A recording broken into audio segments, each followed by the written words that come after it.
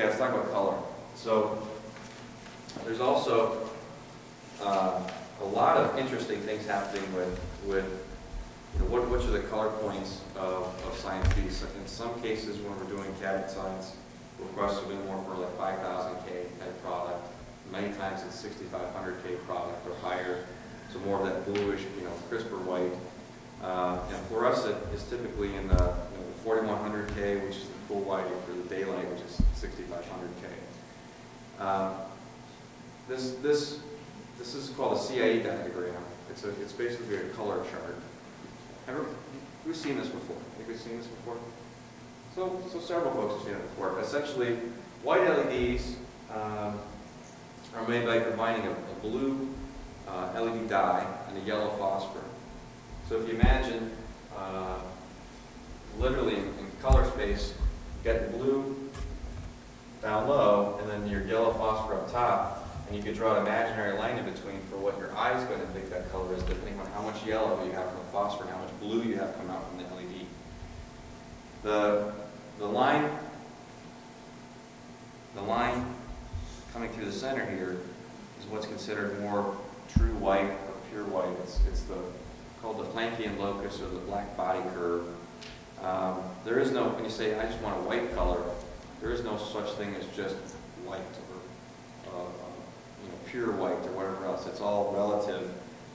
Indoor type incandescent products typically have about a 3,000K, 2,700K color temperature to them.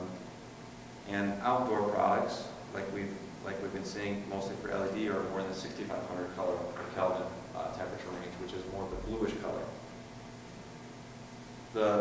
The point here is that there is an opportunity with cabinet science to, instead of just picking the typical fluorescent colors you might have, you can actually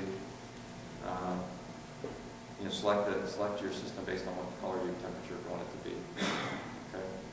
So the point is that not every LED company has the same bins for their standard bins. That also causes confusion in terms of how are things replaced, in terms of how they match up to other things. And again, the industry has now adopted called anti-LED binning. So product to product, you can ask for what's the bin, what are the LEDs, what are the color space of LEDs that get used within the product.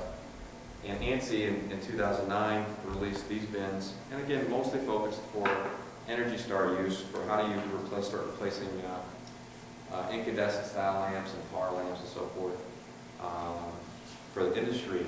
These also apply to signage. This is very helpful.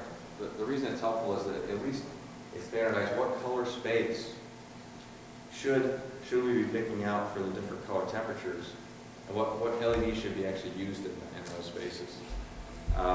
It's also been, as of when I put this presentation together a couple months ago, it wasn't updated yet, but 2 weeks ago there was another update released on this that talks about sub-bins.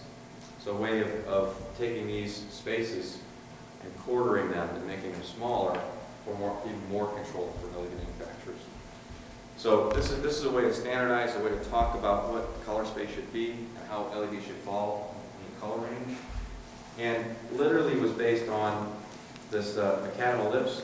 What that means is the amount of discernible color ranges you can have within the same bin, but it's based on compact fluorescent lamps. So as a way to benchmark what should LED color variation look like, this system is based on compact fluorescence to set expectations and benchmark. But LEDs use this today. So not all of them, but many of them have the opportunity to do that. So it's one of the discussion points of what color temperature do you want the sign to look like, and what bin do you want to talk about and select for the LEDs to get used.